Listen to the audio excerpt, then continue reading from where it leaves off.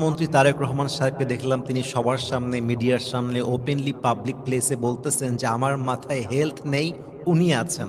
উনি আছেন মানে বউ আছেন।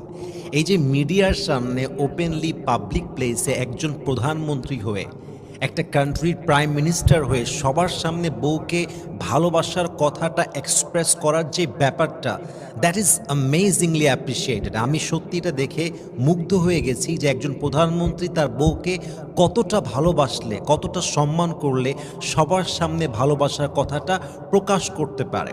এবং আমার কাছে যেটা ফিল হলো যে একজন দেশের প্রধানমন্ত্রী সবার সামনে বউকে ভালোবাসার কথা বলতে লজ্জা করে না, দ্বিধাবোধ করে না, ব্যক্তিত্বে আঘাত লাগবে তা মনে করে না।